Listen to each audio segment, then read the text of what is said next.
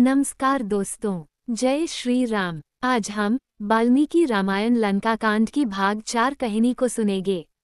अगर आप चैनल में नए हो तो चैनल को सब्सक्राइब करें और रामायण लंका कांड की भाग 1, 2 और भाग 3 कहानी को जरूर सुनें।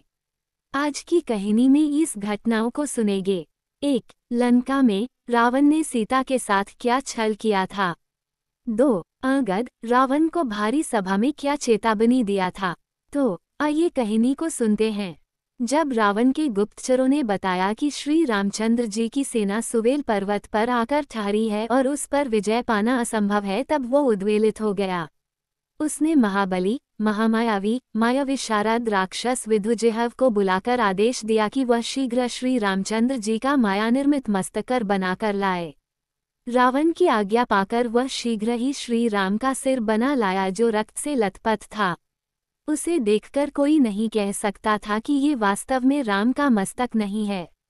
उस मस्तक को बाण की नोक पर रखकर वह अशोकवाटिका में जाकर सीता से बोला, हे सीते, तूने राम की शक्ति पर अगाध विश्वास करके मेरा कहना नहीं माना। देख, राम युद्धभूमि में मारा गया। ले, अपने पति के मरने का समाचार सुन और इस सिर को देखकर अपने अभिमान पर आंसू बहा। वह अभिमानी वानरों के भरोसे मुझसे युद्ध करने आया था। रात्रि को जब वानर सेना सहित राम और लक्ष्मण दोनों सो रहे थे, तब मेरे सेनापति प्रहस्त ने एक विशाल सेना लेकर उस पर आक्रमण कर दिया और अपने भयंकर हथियारों से मारकाट मचा दी। बहुत सी सेना मारी गई और जो बचे वे प्राण लेकर भाग गए। तब प्रहस्त ने सोते हुए राम के सिर को काट डाला। इस आक्रमण में विभीषण भी मारा गया। तुझे प्राप्त करने के लिए मुझे ऐसा भयंकर संहार करना पड़ा। अब तेरा कोई आश्रय नहीं रह गया है, इसलिए अब तुझे चाहिए कि तू मुझे पति रूप में स्वीकार कर ले। इतना कहकर रावण ने उस मायारचित सिर को सीता के समक्ष रख दिया। जब सीता ने उन दोनों मस्तकों को देखा जो सब प्रकार से आकृति मुद्रा आदि में राम से मिलता था, तो वह बिलख बिलख कर रो पड़ी और नाना प्रकार से विलाप करती हुई कैकेयी को कोसने लगी। हाँ, आज कैकेयी की मनोकामना पूरी हो गई। हाँ नागिन, आज तुम्हारी इच्छा पूरी हुई। अब तुम्हारा भरत निष्कंटक होकर राज करेगा। तुमने अपने स्वार्थ के पीछे रघुकुल का नाश कर दिया। इस प्रकार विलाप करती हुई वे मूर्छित होकर पृथ्वी पर गिर पड़ी।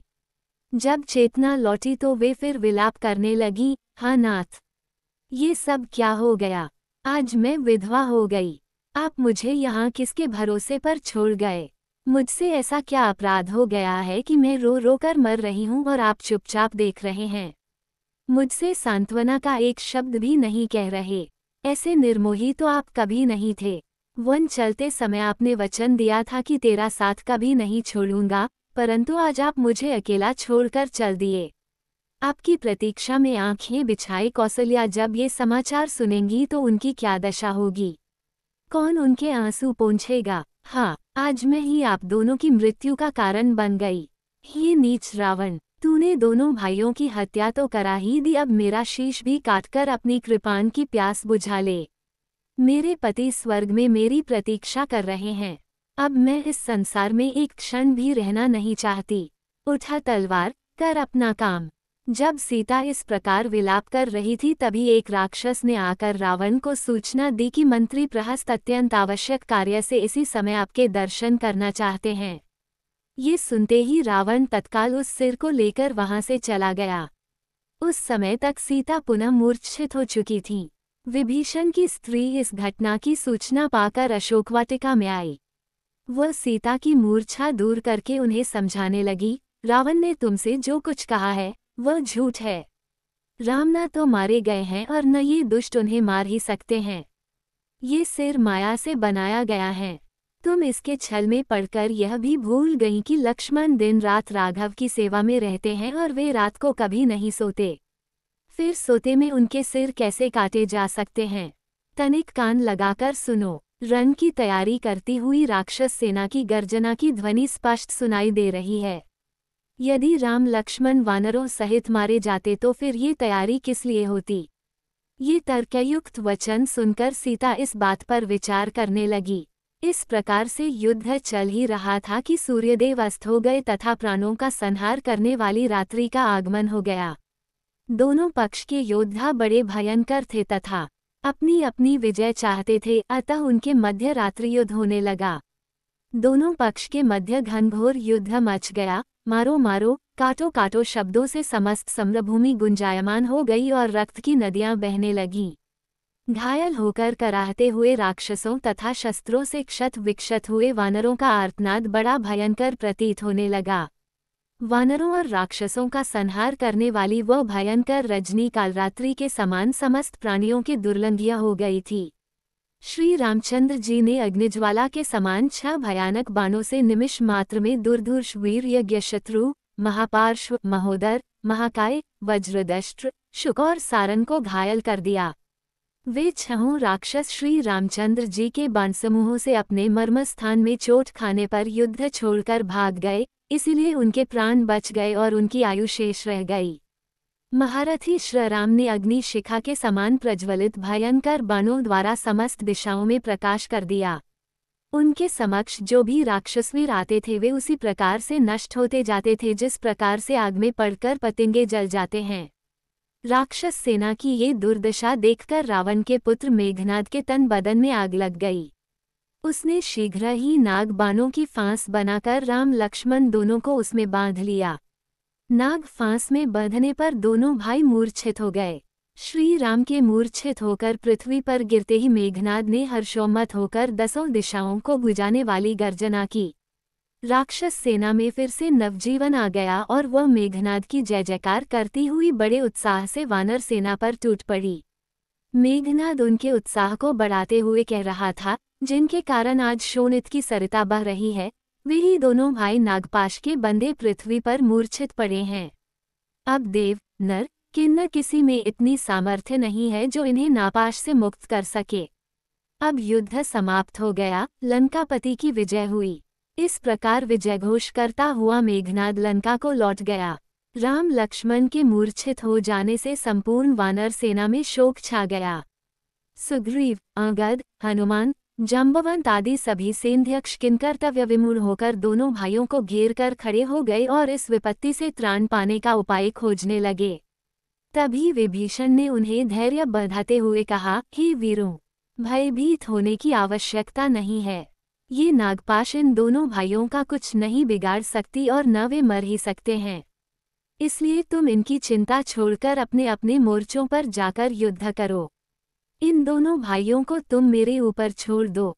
उधर जब रावण ने मेघनाद के मुख से राम लक्ष्मण के नागपाश में बंधकर मूर्छित होने का समाचार सुना तो उसके हर्ष का पारावार न रहा। उसने सीता की रक्षा पर नियुक्त राक्षस नारियों को बुलाकर आदेश दिया, तुम लोग सीता को पुष्पक विमान पर चढ़ाकर युद्ध भूमि में ले जाओ और उन्हें ले जाकर राम लक्ष्मण को दिखाओ जो पृथ्वी पर मरे पड़े हैं। रावण की आज्ञा पाते ही राक्षसनियां जानकी को विमान में चढ़ाकर युद्ध भूमि में ले गईं जहां राम लक्ष्मण मूर्छित अवस्था में पड़े थे। सीता ने देखा राक्षस सेना जय जयनाद कर रही है और वानर सेना शोक में डूबी हुई निराश खड़ी है। दोनों भाइयों को इस प्रकार पृथ्वी पर पड़ा देखकर सीता के धैर्य का बांध टूट गया और वे फूट फूट कर रोने लगी, हाय, आज मैं विधवा हो गई। बड़े बड़े ज्योतिषियों की यह भविष्यवाणी मिथ्या हो गई कि मैं आजीवन सधवा रहूंगी, पुत्रवती बनूंगी। हे नाथ, आपने तो कहा था कि मैं अयोध्या लौटकर अश्वमेघ यज्ञ करूंगा, अब उस कथन का क्या होगा? जो विश्व को जीतने की शक्ति रखते थे, आज वे कैसे मौन पड़े हैं? हाँ विधाता, तेरी यह क्या लीला है? हे त्रिजटे, तू मेरे सती होने का प्रबंध करा दे। अब मैं इस संसार में अपने प्रिय राम के बिना नहीं रहूंगी। अब मेरा जीना व्यर्थ है। सीता को इस प्रकार विलाप करते देख त्रिजटा ने कहा, हे जानकी, तुम व्यर्थ में विलाप करके जी छोटा मत करो। मेरा विश्वास है राम लक्ष्मण दोनों जीवित हैं, केवल मूर्छित हो गए हैं। ये देखो वानर सेना फिर युद्ध के लिए लौट रही है। सुग्रीव और विभीषण उनके चेतन होने की प्रतीक्षा कर रहे हैं। मेरा अनुमान मिथ्या नहीं है। वे उठकर फिर युद्ध करेंगे और रावण का वध करके तुम्हें अवश्य ले जाएंगे। तुम धैर्य धारण करो। इस प्रकार सीता को समझा बुझाकर त्रिजटा सीता सहित विमान को पुनः अशोकवाटिका में ले आई। नागपाश में बंधे राम और लक्ष्मण काफी देर तक भूमि पर पड़े रहे। तभी अकस्मात जोर से आंधी चलने लगी, आकाश में घने बादल छा गए। इतने में ही आकाशमार्ग से विंता का पुत्र गरुड़ उड़ता हुआ आया। उसने दोनों भाइयों के पास बैठकर उनके शरीर का स्पर्श किया। गरुड़ के स्पर्श करते ही समस्त नाग भयभीत होकर पृथ्वी में छिप गए। नागों के बंधन से मुक्त होने पर राम और लक्ष्मण ने अपने नेत्र खोले। उनके पीले पड़े हुए मुखमंडल पर नवीन आभा से चमकने लगे। चैतन्य होकर राम ने गरुड़ को धन्यवाद देते हुए कहा, हे वेंकटेश, तुम्हारे अनुग्रह से हम दोनों भाई इस बंधन से मुक्त हुए हैं। हम तुम्हारा कैसे आभार प्रदर्शन कर लिखते हैं।